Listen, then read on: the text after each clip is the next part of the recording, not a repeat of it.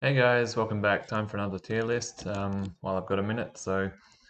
This morning I'm just going to do the films of Paul Thomas Anderson, or PTA as he's known. He's I think got 9 films so far, so not a huge filmography. He's made some really great films, though his films are more up in the high end of this tier list, I'm going to assume, because he's one of my favorite directors. He's very unique, has a unique style and vision, and so we'll get into it.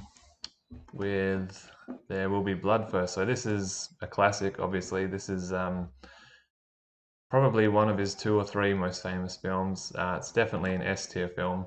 Um, I first saw it when it came out, and I was quite young, so I didn't really like it because I didn't know what to expect. And it's definitely not what the title suggests. I think from a younger viewer, you think it's going to be more of an action or violent kind of film, and it has its moments of violence, but it's certainly not a fast-paced action film. It's very much a big, wide scope looking film at a man who's pretty much insane and has no morals or compassion for anyone. But it's a fantastic movie with a great performance from Daniel Day-Lewis and Paul Dano, or Dano. Came out in 2007, and it's a very long movie. It's maybe a little bit over long, and I definitely prefer the first half to the second half of the film. I think once a certain character comes into the movie, it slows down for a little bit before picking back up at the end. But overall, the movie is just so good in that first half, and still in the second half. It's still probably A worthy in the second half, but definitely an S tier film overall as a whole. Especially after coming back to rewatch it all these years later and seeing it for what it actually is from more an adult perspective. So yeah, definitely an S tier film. Next we have Hard Eight, which was his first feature film, and it's easily his worst movie. I'd probably go as far as to say it's the only bad film he's made, though it's not terrible at the same time. It's definitely not an E or F tier film. It's probably a D, though. It doesn't have his visual flair or style or scope or creativity that his other films have, but you can also see some kind of glimmers of what he would go on to in the future.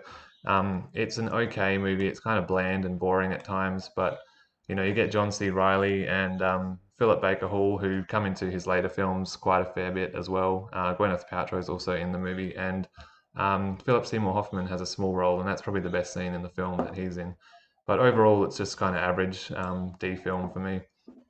The Master is a film that I really like quite a bit.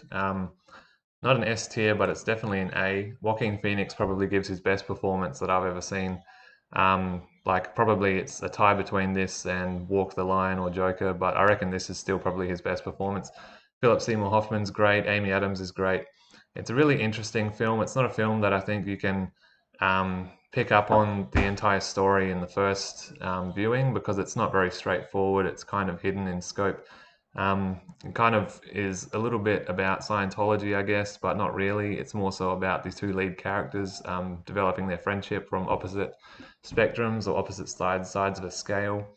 But it's probably his best looking film, I think. Like the way he uses focus in The Master and just the cinematography, the movie looks incredible. Like it's one of the best looking films I've ever seen. And I remember from watching it the first time just thinking this film looks incredible, just the visual aspect alone. But that plus the performances and the musical score, which is great by Johnny Greenwood. Overall, it makes it for a very interesting film. It's not perfect. It's not an S tier film. It does have a few slow moments, and towards the end, it kind of leaves you hanging at the end of the film, not really knowing what happened or what's going to happen. But overall, it's a good movie, and I enjoy it enough to put it in the A tier, I think. Um, Yes, so next up we have Phantom Thread. This is a really good movie, also one of his more recent films. Another one with Daniel Day-Lewis, and it's his final film role that he took. He hasn't made a movie since, and I think he's retired. So came out in 2017, and it's a really good movie. It's probably an A tier film, to be honest. Another film that looks incredible. It's probably not as interesting story-wise as The Master or There Will Be Blood, but it's a good film overall. Great performances, great visuals, great musical score as well, fantastic score. And it kind of goes in a direction that you don't expect towards the end of the film, which I won't spoil if you haven't seen it. But definitely A tier. Inherent Vice is one of his lesser films. It's not great, but it's not terrible either. It looks fantastic, has another good performance from Joaquin Phoenix. It's probably C tier. Josh Brolin's also in it, and he's really funny. He's probably my favorite part about the film. But it's just a film that kind of has a lot going on in it, and it's really confusing, and it doesn't really add up to much at the end or make much sense. So it's a hard film to follow, and it's not. It's like there's a lot going on, but it's not that exciting or interesting. But it does look good and have good performances too, so it's kind of saves it from being any lower than a C, personally. So next up, we have Boogie Nights, his second film from 1997, and this is the film that really launched his career. After Hard Eight, the style was all there, the visuals, the big wide scope, the large cast of characters, and this film's an easy A tier for me, probably above Phantom Thread even.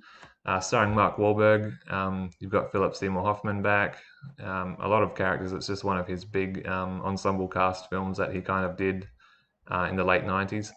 And it's a really good movie. It's quite bloated and overlong in the second half, I think. But other than that, it's very entertaining, very funny, as well as very dark at times. And it kind of goes down a dark path in the second half.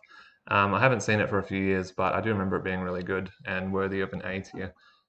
Um, Next up, we have Magnolia, which I consider his magnum opus, as you'd call it. It's an over 3 hour long epic. And in the same vein as Boogie Nights, it is a large cast film, large scale. It follows a lot of people through intricate plots.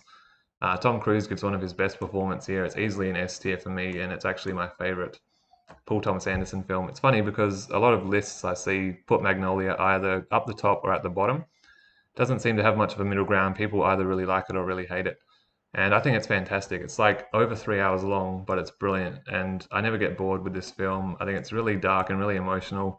Has a great ending, has a great soundtrack, great performances. It even has like a musical number halfway through it with the cast of singing. But it pulls everything off so well, and I really enjoy the film for that.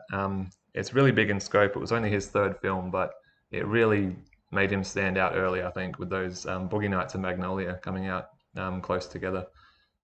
Next up, we have Licorice Pizza, his most recent film. Not a huge fan of it. It's kind of mid-range PTA for me. So I'm going to put it in the B tier because I think it's better than these two, but not worthy enough to be in the S or A. It wasn't as good as I was hoping it would be for his most recent film.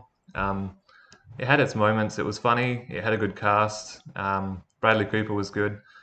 Sean Penn was interesting. It was a bit confusing at times, but yeah, I didn't really love it like a lot of people seem to. But I think it's all right and it's worthy of a B tier. Yeah, so it's good, but not great.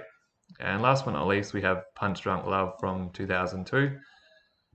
Uh, like There Will Be Blood, this is a film that I didn't enjoy the first time I watched it. I was quite young and I loved Adam Sandler comedies, and this is very different from his usual bizarre, kind of silly, childish humor comedies. It's much different, more of an art housey, romantic comedy kind of drama film. But to be honest, it's an S tier movie. It's fantastic, and it's possibly my second favorite film of PTA's. Adam Sandler gives probably his best performance, or one of his best performances here. The romance between him and Emily Watson's character is just one of the best on-screen romantic performances I've seen. I think it's great.